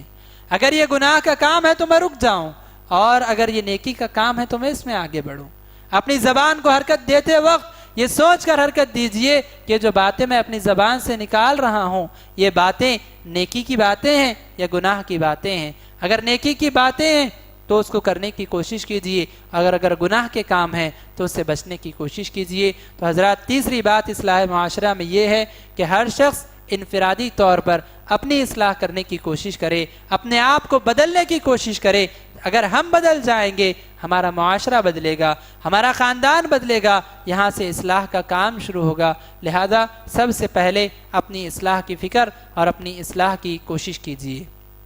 اس کے بعد حضرات, ایک اور اہم ترین بات جو معاشرے کی اصلاح میں بہت زیادہ ضروری ہے وہ یہ ہے کہ ہم اپنے معاشرے میں یا اپنے دلوں میں اللہ رب العالمین اور اللہ رب العالمین کی قائم ہونے والی آخرت اور اس کی قیامت کے یقین کو جو ہے لوگوں کے دلوں میں پیدا کریں. لوگوں کے دلوں میں آخرت کے اوپر ایمان پیدا کریں, آخرت کا یقین پیدا کریں. خود اپنے دل میں آخرت کا یقین پیدا کریں اور لوگوں کے دلوں میں آخرت کا یقین پیدا کریں, اور آخرت پہ ایمان, جنت کی نعمتوں پر ایمان, جہنم کے عذابات پر پختہ ایمان لانے کی کوشش کریں کہ یہ ایمان انسان کی زندگی کو بدل دیتا ہے. اگر ہم کما حقہ ان باتوں پر ایمان لا لیں گے کہ اللہ کے سامنے مجھے کھڑے ہونا ہے, اللہ کے سامنے مجھے جواب دینا ہے, یہ اگر فکر معاشرے کے ہر فرد کے ذہن میں آ جائے گی تو یاد رکھیے کسی کو گناہ کی ہمت نہیں ہوگی. اللہ کے نبی صلی اللہ علیہ وسلم نے یہ بات ارشاد فرمائی کہ تم میں کا ہر شخص اللہ رب العالمین کے سامنے کھڑے ہونے والا ہے، اور اللہ رب العالمین تم میں سے ہر شخص سے بات کرنے والا ہے. ہر شخص سے اللہ رب العالمین اکیلے بات کرنے والا ہے. اور اللہ کے نبی نے مزید وضاحت کرتے ہوئے فرمایا کہ تنہائی ایسے ہوگی اللہ کے ساتھ، لیسا بینہ و بینہ ترجمان، کہ اللہ کے اور اس بندے کے درمیان کوئی ترجمہ کرنے والا بھی نہیں ہوگا. اللہ ڈائریکٹ سوال کرے گا، بندے کو ڈائریکٹ جواب دینا ہوگا. اللہ رب العالمین کے سامنے ہر بندے کو کھڑا ہونا ہے، اپنے نامہ اعمال لے جا کر اللہ کے سامنے پیش کرنے. تو حضرات یہ یقین اپنے دل میں پیدا کیجئے کہ مجھے اللہ کے سامنے کھڑے ہونا ہے، مجھے اللہ کے سامنے اپنے اعمال کی جواب دہی کرنا ہے، اور اس کے بعد آخرت کے دن میرے حق میں فیصلہ ہونے والا ہے. یا تو جہنم کا فیصلہ ہوگا یا تو جنت کا فیصلہ ہوگا. اس چیز کو اپنی آنکھوں کے سامنے ہمیشہ رکھیے. اگر آپ نے اس چیز کو اپنے دل میں اس پر ایک یقین اگر آپ کو آ گیا تو یاد رکھیے آپ کی مکمل اصلاح ہو جائے گی. آپ کو اس کے بعد گناہ آپ کر نہیں پائیں گے، اور نیکیوں میں آپ آگے بڑھتے چلے جائیں گے کہ اللہ کے سامنے مجھے کیا، میں کیسے جواب دوں گا، میرے نام اعمال اللہ دیکھے گا تو میں کیسے اللہ رب العالمین سے بچ جاؤں گا. اللہ کے نبی صلی اللہ علیہ وسلم نے فرمایا کہ بنی آدم کے قدم اللہ کے سامنے سے اس وقت تک نہیں ہٹ پائیں گے جب تک کہ وہ 5 سوالوں کا جواب نہ دے دے. 5 سوالوں کا جب تک انسان جواب نہ دے دے اس وقت تک اللہ کے سامنے وہ ہٹ نہیں پائے گا، اللہ کے سامنے سے اس کے قدم نہیں ہٹ پائیں گے. اللہ کے نبی صلی اللہ علیہ وسلم نے فرمایا ان عمرہ فیما افناہ، سوال ہوگا عمر کے بارے میں کہ عمر کہاں گزار کے آئے ہو، یہ جو عمر ملی تھی عمر کو تم نے کہاں گزارا ہے، اس کا سوال اللہ کے سامنے ہوگا.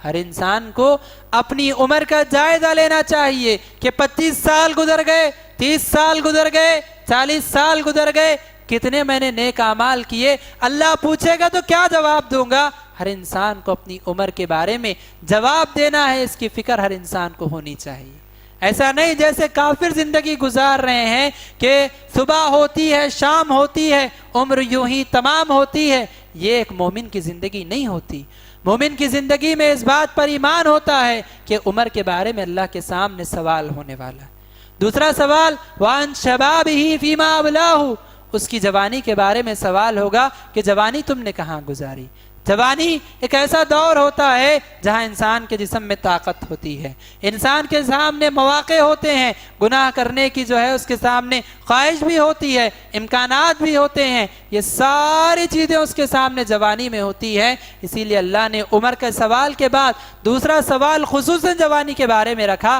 کہ بتاؤ جوانی تم نے کہاں گزاری. جوانی لوگ سمجھتے ہیں کہ جوانی میں اپنی خواہشات کو پوری کرنا ہے، جوانی جیسے چاہے گزار کے جانا ہے، جوانی ایک بار ملتی ہے اس کے بعد نہیں ملتی، جیسے چاہے اس جوانی کو گزارو، انجوائمنٹ یہ اسی عمر میں کرنا ہے، بعد میں تو اللہ اللہ کرتے ہوئے مسجدوں میں زندگی گزارنا ہے. مومن کی زندگی یہ نہیں ہوتی. مومن اپنی جوانی کو سنبھالتا ہے، اس کو سنوارتا ہے، اس کو اللہ کی عبادت میں گزارتا ہے. اللہ کے نبی نے فرمایا قیامت کے دن جو 7 قسم کے لوگ اللہ کے عرش کے سائے میں ہوں گے ان میں اللہ کے نبی صلی اللہ علیہ وسلم نے فرمایا شاب نشا فی عبادت اللہ، ایسا ایک مومن اور ایسا نوجوان جس نے اپنی جوانی کو اللہ کی عبادت میں گزارا تھا. ایسا نوجوان جس کی جوانی اللہ کی عبادت میں گزری تھی، جوان تھا، اس کے سامنے گناہ کے کئی جو ہے مواقع تھے، اس نے سب کو رد کیا اللہ کی محبت میں اور اللہ رب العالمین کو راضی کرنے کے لیے عبادتوں میں اللہ رب العالمین کی وہ زندگی گزارتا گیا. تو حضرات دوسرا سوال جوانی کے بارے میں ہوگا کہ بتاؤ جوانی تم نے کہاں گزاری. اس کے بعد تیسرا سوال ہوگا ان مالہ من این اکتسب، مال کے بارے میں کہ بتاؤ مال کہاں سے کمایا. ہر انسان سے سوال ہوگا کہ بتاؤ جو مال کماتے تھے کہاں سے کمایا تھا. مال جھوٹ بول کر کماتے تھے،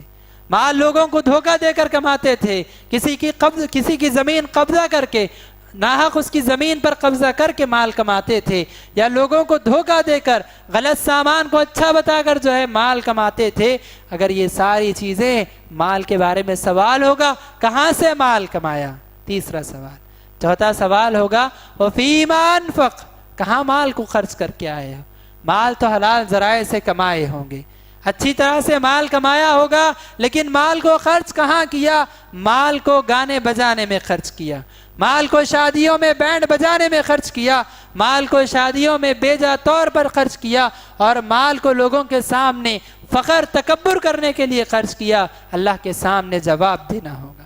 اللہ کے سامنے ایک ایک روپیے کا جواب دینا ہوگا۔ آپ ٹی وی گھر میں لا کر خرید کر لا رہے ہیں، 10,000 50,000 25,000 کی ٹی وی گھر میں لگا رہے ہیں، معصیت گناہ ہے، اپنے بچوں کے اخلاق کو بگاڑنے کے لیے آپ ایک طرف تو گناہ کو عام کر رہے ہیں، دوسری چیز آپ کو اس مال کا بھی جواب دینا ہوگا، ایک ایک روپیے کا جواب دینا ہوگا کہ اپنے مال کو تم نے کہاں خرچ کیا۔ تو حضرات چوتھا یہ سوال ہوگا۔ پانچواں سوال وَعَنْ عَمَلِهِ فِيمَا عَلِمَ، کہ جو جانتا تھا، جن باتوں کا علم تھا، ان باتوں پر کتنا عمل کیا، جو باتیں جانتا تھا ان پر کتنا عمل کیا۔ لوگ سمجھتے ہیں کہ اس سوال سے مراد صرف علماء ہے، علماء سے سوال ہوگا کہ تم علم رکھتے تھے، تم نے کیا عمل کیا بتاؤ۔ حضرات یاد رکھیے، ہر شخص سے اس کے علم کے مطابق سوال ہوگا۔ جو جانتا تھا 5 نمازیں فرض ہے، اسے 5 نمازوں کے بارے میں سوال ہوگا۔ جو جانتا تھا کہ سود حرام ہے، اس کو سود کی حرمت کے بارے میں سوال ہوگا۔ جس کو جتنا علم ہے، اس کو اس کے علم کے مطابق اس کو سوال کیا جائے گا۔ تو حضرات یہ 5 سوالوں کا جواب جب تک بندہ نہیں دے گا، اس وقت تک اللہ کے سامنے سے نہیں ہٹے گا۔ اللہ کے نبی نے یہ تصور لوگوں کے ذہن میں بٹھایا، یہ بات لوگوں کے ذہن میں بٹھائی، یہی وجہ تھی کہ آپ دیکھیے کہ اس معاشرے میں عمر کو امانت سمجھ کر لوگ عمر گزارتے تھے، جوانی کو اللہ کی عبادت میں گزارتے تھے، حلال ذرائع سے کماتے تھے، حلال چیزوں میں مال خرچ کرتے تھے، اور جتنا ان کو علم ہوتا اس علم پر ضرور عمل کیا کرتے تھے۔ یہ معاشرے کی اصلاح اسی وجہ سے ہوئی تھی کہ آخرت کے دن پر ان کا ایمان تھا، اللہ کے سامنے کھڑے ہونے پر ان کا ایمان تھا، اور جہنم سے وہ ڈرتے تھے، جنت کے شوق میں وہ لوگ زندگی گزارتے تھے، جنت کے شوق میں کہ جنت کو حاصل کرنا ہے، اس شوق میں وہ لوگ زندگی گزارا کرتے تھے۔ اگر یہ شوق اور یہ جذبہ اور آخرت پہ یہ ایمان اگر ہمارے دلوں میں بھی آ جائے تو یاد رکھیے تمام چیزوں کو ہم چھوڑ کر صرف اللہ کی رضامندی کے لیے زندگی گزاریں گے۔ ٹخنوں کے نیچے کپڑا چھوڑنا، ہمارے نوجوان اس کو فیشن سمجھتے ہیں۔ اگر ان کا ایمان آخرت پر آ جائے اور وہ سمجھ جائیں کہ جنت کیسی نعمت ہے، جنت کتنی عظیم ہے، تو ان کو یہ چیزیں معمولی لگیں گی، اور کہیں گے کہ یہ چیزیں دنیا کیا کہتی ہے، مجھے اس سے کوئی تعلق نہیں، لیکن اللہ کو راضی کرنے کے لیے میں اپنے ٹخنوں کے نیچے کبھی کپڑا نہیں لٹکاؤں گا۔ حضرات اگر ہمارے دلوں میں آخرت پر ایمان آ جائے گا تو یقیناً ہمارے معاشرے کی اصلاح ہو جائے گی۔ اس کے بعد حضرات ایک آخری بات بتا کر میں انشاءاللہ اپنے موضوع کو سمیٹ لوں گا اور ختم کروں گا، اور وہ آخری بات اصلاح معاشرہ کے بارے میں یہ ہے کہ معاشرے کی اصلاح کے لیے ضروری ہے کہ معاشرے کے بزرگوں کا تعلق نوجوانوں اور بچوں سے ہو، معاشرے کے بزرگوں کا تعلق معاشرے کے نوجوانوں اور معاشرے کے بچوں سے ہو۔ آج ہم دیکھتے ہیں کہ معاشرے میں جو لوگ بزرگ ہو چکے ہیں، 40-50 سال کی عمر جو پار کر چکے ہیں، وہ خود یہ سمجھنے لگتے ہیں کہ اب میری زندگی ختم، ذمہ داریاں ختم ہو گئی، بچے خود کما رہے ہیں، خود کھا رہے ہیں، لڑکیاں تھیں ان کا نکاح میں نے کرا دیا، اب میری زندگی جو ہے ختم ہو چکی ہے۔ بقیہ عمر وہ یا تو چبوتروں پر ایک دوسرے سے باتیں کرتے ہوئے گزار دیتے ہیں، ہوٹلوں میں ایک ساتھیوں سے مل کر گزار دیتے ہیں، یا ٹی وی کے سامنے نیوز چینل میں اپنی زندگی گزار دیتے ہیں، یا خاندانی مسائل پر گفتگو کرنے میں زندگی گزار دیتے ہیں، اس لیے کہ وہ سمجھتے ہیں کہ اب میری زندگی ختم، اب اس کے بعد مجھے کچھ کرنا نہیں ہے۔ یاد رکھیے معاشرے کے بزرگ معاشرے کا اہم ترین حصہ ہے، اور ان کی ذمہ داری معاشرے پہ سب سے بڑی ذمہ داری ہے کہ جو نوجوان ہوتے ہیں وہ تو مصروف ہوتے ہیں کاموں میں، بزرگوں کا کام یہ ہے کہ معاشرے پر اپنی نظر رکھیں، معاشرے کو دیکھیں غور سے کہ کہاں کیا فساد مچ رہا ہے، نوجوانوں میں کیا بگاڑ آ رہا ہے، میرے خاندان کے بچے ان میں کیا خرابیاں ہیں۔ خاندان کے بچوں کو دن میں ایک وقت میں جمع کریں، چھوٹے چھوٹے بچوں کو جمع کریں، سیرت کے واقعات ان کو سنائیں، عقیدے کی تعلیم ان کو دیں، قرآن پڑھنا ان کو سکھائیں، نبی کے اخلاق ان کو بتائیں۔ معاشرے کے بزرگوں کی یہ ذمہ داری ہے کہ اپنے بچوں کی اصلاح کریں، اپنے معاشرے کے بچوں کی اصلاح کی وہ فکر کریں، بچوں کو نیکی کا حکم دے، بچوں کو برائی سے روکیں اور نوجوانوں کو نصیحت کریں، بتائیں کہ زمانے کی برائیوں سے بچنا چاہیے، ان کو بتائیں کہ زندگی میں بہت ساری چیزیں تمہیں مزین نظر آئیں گی، اچھی نظر آئیں گی گناہ کے کام، لیکن ان سے تم بچے رہو، اپنی اصلاح کرو، اپنے آپ کو گناہوں سے دور رکھو۔ یہ ساری باتیں جو ہے معاشرے کے بزرگوں کو اپنے بچوں اور نوجوانوں سے کرنی چاہیے۔ اس کی دلیل یا یہ چیز ہمیں کہاں ملتی ہے؟ اللہ کے نبی اور ان کے صحابہ کے دور میں دیکھیے، اللہ کے نبی صلی اللہ علیہ وسلم اپنے چچا زاد بھائی عبداللہ بن عباس رضی اللہ عنہما کو بلاتے، یا غلام انی اعلمک کلمات، اے بچے میں تمہیں کچھ کلمے سکھاتا ہوں، یہاں آؤ۔ بلاتے ہیں، بلا کر بٹھاتے ہیں، بٹھا کر ایسی جامع نصیحتیں عقیدے کے بارے میں کرتے ہیں، کہتے ہیں احفظ اللہ یحفظک، احفظ اللہ تجدہ تجاہک، اللہ رب العالمین کے احکامات کی پابندی کرو، اللہ کو ہمیشہ اپنے سامنے پاؤ گے، اللہ رب العالمین کے احکامات پر عمل کرو، اللہ کو مددگار پاؤ گے۔ اس کے بعد عقیدے کی تعلیم دیتے کہتے ہیں وَعْلَمْ أَنَّ الْأُمَّةَ لَوْ اجْتَمَعَتْ عَلَىٰ يَنْفَعُوكَ بِشَيْءٍ لَّن يَنْفَعُوكَ إِلَّا بِمَا كَتَبَهُ اللَّهُ، اور یہ بھی بات یاد رکھ لو کہ سارے لوگ مل کر اگر تمہیں فائدہ پہنچانا چاہیں اس سے بڑھ کر فائدہ نہیں دے سکتے جتنا کہ اللہ نے تمہارے حق میں لکھا ہے۔ وَعْلَمْ أَنَّ الْأُمَّةَ لَوْ اجْتَمَعُوا عَلَىٰ أَن يَضُرُّوكَ بِشَيْءٍ لَن يَضُرُّوكَ إِلَّا بِمَا كَتَبَهُ اللَّهُ لَكَ، اور اگر سارا معاشرہ مل کر، سارے لوگ مل کر تمہیں نقصان پہنچانا چاہیں تو اس سے بڑھ کر کبھی نقصان نہیں پہنچا سکتے جتنا کہ اللہ نے تمہارے حق میں لکھ رکھا ہے۔ حضرات یہاں غور کرنے کی بات یہ ہے کہ یہ عبداللہ بن عباس رضی اللہ عنہما 12-13 سال کے تھے، اللہ کے نبی صلی اللہ علیہ وسلم 60-62 سال کی عمر کے تھے، 60 سال کے ایک بزرگ اور 10-15 سال کی عمر کا ایک بچہ، یہ دونوں بیٹھ کر عقیدے کی ہو رہی ہے، یہاں عقیدے کی تعلیم ہو رہی ہے، ایک بزرگ ہے اور ایک بچے کو، نوجوان کو بٹھا کر عقیدے کی تعلیم دے رہے ہیں کہ بیٹے یہ باتیں یاد رکھو۔ آج ہمارے معاشرے میں کتنے ایسے بزرگ ہیں جو اپنے بچوں کو یہ تعلیم دے رہے ہیں؟ ہمیں اپنے معاشرے پر نظر ڈالنی چاہیے، بزرگوں کو اپنے بچوں کے عقیدے کی فکر ہونی چاہیے، ان کی حیا کی فکر ہونی چاہیے، ان کے اخلاق کی فکر ہونی چاہیے۔ آج بچوں کو بڑوں سے بات کرنے کا احترام بچوں میں نہیں پایا جاتا، بچوں میں اپنے والدین کے ساتھ حسن سلوک کا جو ہے جذبہ نہیں پایا جاتا، بچے کسی سے ڈر نہیں رہے ہیں۔ آج ماں باپ کا ڈر بچوں کے دلوں میں نہیں ہے، کیوں؟ کیونکہ ان کی اصلاح کرنے والا کوئی نہیں۔ ماں باپ ہے، باپ اپنی نوکری میں مصروف، ماں اپنے کاموں میں مصروف اور بچہ اپنے کھیل کود میں مصروف ہے۔ اگر اس بچے کو اس کے دادا یا اس کے نانا یا اس کے جو ہے اس کے گھر کے قریب کے کوئی بزرگ بٹھا کر اگر اسے ہر روز دین کی تعلیمات سکھاتے تو یاد رکھیے ضرور اس بچے کی اصلاح ہوتی، یقیناً وہ بچہ عقیدے کی تعلیم سیکھتا، سیرت کی تعلیم سیکھتا، نبی صلی اللہ علیہ وسلم کے بارے میں جانتا، دین کی تعلیمات کو جانتا، اس کے اخلاق بہتر ہوتے اور اس کے بعد وہ بچہ بڑے ہو کر وہ بچہ ایک صالح معاشرے کا حصہ بنتا اور ان سے ایسے بچے مل کر ایک صالح معاشرے کو جو ہے وہ لوگ برپا کرتے اور ایک صالح معاشرہ وجود میں آتا۔ تو حضرات بتانے کا مقصد یہی ہے کہ ہمیں اپنے معاشرے کی اصلاح کرنے کی ضرورت ہے۔ آج ضرورت اس بات کی ہے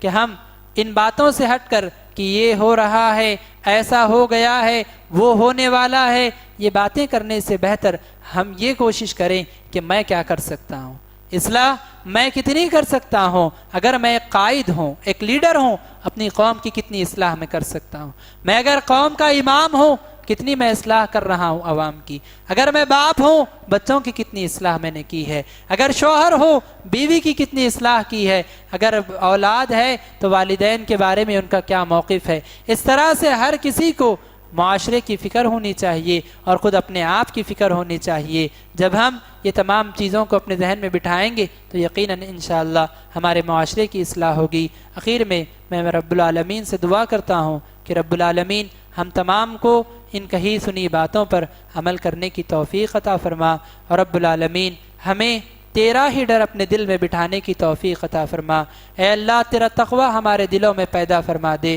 اے اللہ امت کے نوجوانوں میں تیرا تقوی رب العالمین ان کے دلوں میں پیدا فرما دے۔ اے اللہ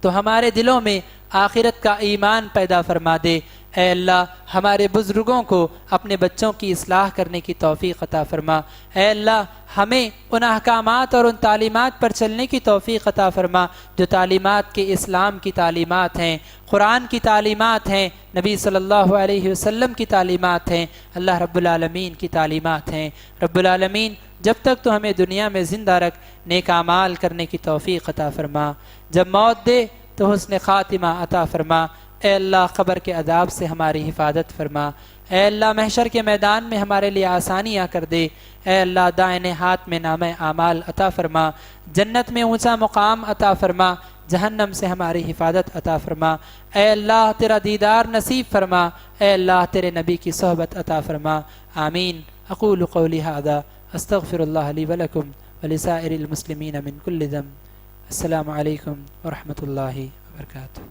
مزید علماء اور مقررین کے بیانات سننے کے لیے ہمارے YouTube چینل کو سبسکرائب کیجیے۔ جزاک اللہ۔